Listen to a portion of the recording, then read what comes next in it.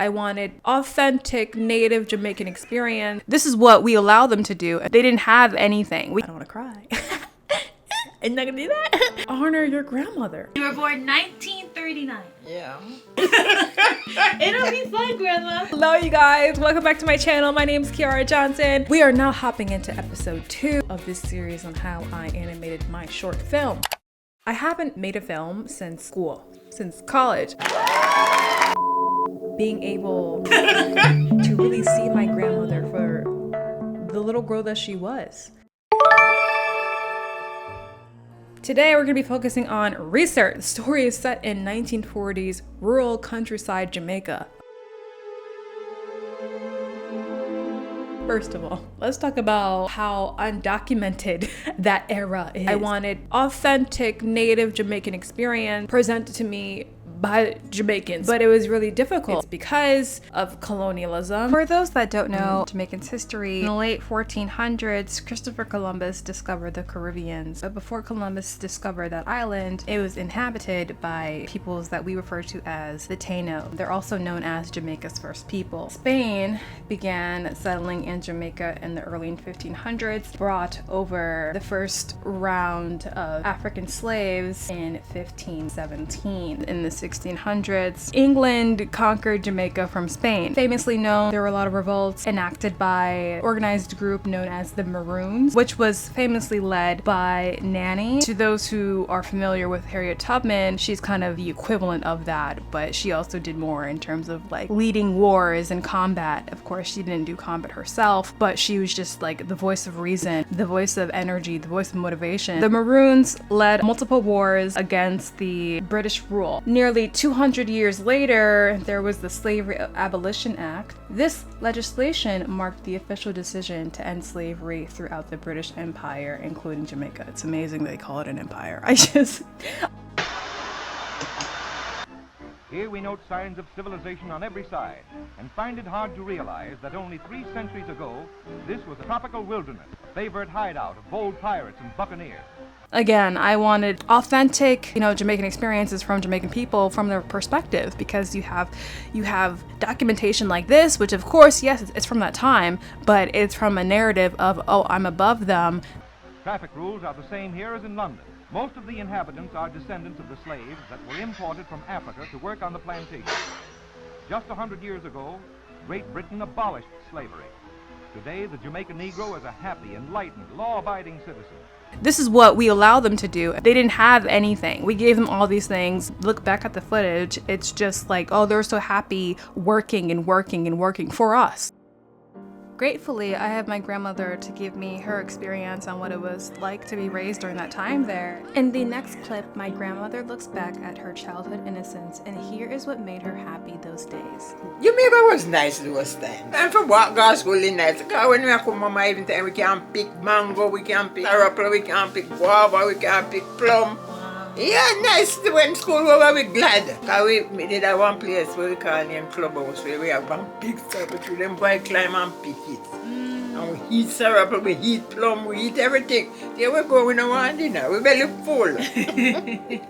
Yeah, we love grandma. We love grandma. Hands down. Literally one of the funniest people in my family. The best cook by far. She's the best. We love her so much. This project was a way for me to get closer to her. She also has very thick patois, and I wasn't raised with patois, so I can't really understand her. I know! Okay. I feel the judgment. Knock it down. Knock it down. I wasn't raised with my parents speaking to me in patois. Of course, they're from Jamaica. I was born and raised here. I'm first generation. I was born here. But they wanted me to have perfect English. So they didn't speak to me in patois. I was pushed into the American education system and assimilated. No! I know! God! Boo! No! God, please, no! So, okay. That all goes to say that sometimes it's very hard to understand my grandmother. I actually had my mother help me translate a bit. I won't lie to you, okay? So this was a way for me to really hone in on the questions that I really wanted to ask all these years. Like, how did you have 12 children? So my next question, did you plan to have a lot of children? Or it just happened? Me want to.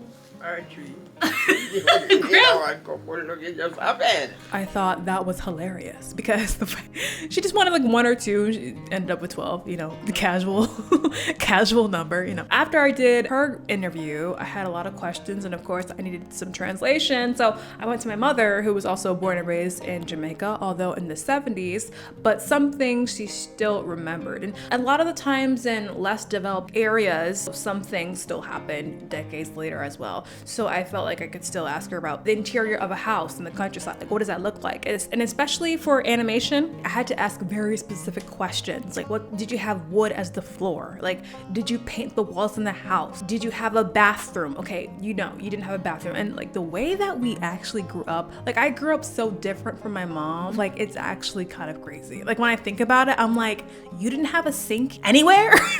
How did you wash the dishes? How did you bathe? Rainwater? She says every single time I wouldn't trade it for anything else. Her upbringing was just so simple. It was just full of innocence and laughter and just joy. I also talked with my dad about a few things. My dad has very thick patois, and so he, like when we were talking about things, and I lost the footage so I can't show you, but when we were talking, he would say things like book leaf. I'm like, what's a book leaf? And then he's like, oh, notebook. I'm like, a notebook called a book leaf. And I'm like, yeah, I mean, 2 hours later. and the pages are like leaves. I'm like, this is smart. But a lot of the details I was still missing. Materials I had to go look up. And so I relied heavily on DuckDuckGo. I love this search engine because no one follows me, first of all. I don't feel followed. And it gives me exactly what I'm looking for every single time. So I love DuckDuckGo for specifically images. I still rely on Google with articles. I wanted to understand the political landscape of that time as well. And so I read articles on what was happening around that time. Very violent. I feel like a lot of popular Black films about Black lives are so they're so drenched in trauma and struggle. Like, although that even when I think about Jamaica right now, I still feel like there is a significant amount of trauma that goes on daily within that country. Whenever my grandmother talks about her country, she's just so enthusiastic. She's so happy. She sees it as the blessing to be born there, to have the upbringing that she did have. My mother too, she lights up. Like I wanted to really portray what my mother and my grandmother felt about their country, like how proud they are to be from there. I do want to say this, my grandmother, she's in her mid 80s. You know, I don't want to think about it, but it would be amazing to have her for another 5 years or so. I don't want to cry. I'm not gonna do that. And I'm kind of obsessed with like her. She's kind of my muse, you know. And I didn't finish the eyes because it was, I was like, it's not working for me. There's something about the life that she lived that I want people to know. And although like the story itself isn't a true story in terms of like a specific day in the life of my grandmother, it's more fantastical and it kind of bleeds into other elements that I thought was important to talk about. I definitely really wanted to honor my grandmother. Like she's the mother of 12 children. She hasn't gotten her flowers yet. And because I'm able to get for her flowers, I feel like this whole thing was a gift from God. Like the grant, the project, the opportunity, it was a gift. He's saying basically, honor your grandmother. Honor who she is so she knows that she's loved forever. And I just want her to feel seen. Her granddaughter is so happy to be here, and maybe if she didn't go through the hardships and all the things, that I wouldn't be here. And thank you, Grandma, for everything that you've done. We love you so much. I'm sorry you have no eyes right now in this painting. I love you. I'll always cherish you. She's also my wallpaper. I told you I'm obsessed.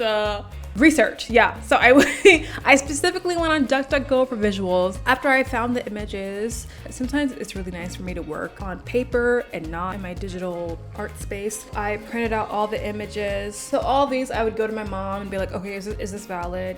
Is this something that you recognize? And I found this for character design, an authentic image, because I don't have pictures of my grandmother. Apparently when she came to America, they took all of her pictures. The whole story just bothers me. This is what she would wear. And this is the boys' uniform. That's how I researched for my film. I interviewed my family members and I went online and I used DuckDuckGo for visuals. I used Google for articles, and I just took notes of what I learned. I couldn't go to Jamaica. Thank you guys for watching. Let me know if this was helpful in any way. I'll see you guys next Wednesday with a new video. We're gonna be going over my treatment, my shot list, and the final story, or the setup. I'll give you the setup. We'll do the setup. You'll learn about the setup. All right, see you guys later. Kiki out! Love it.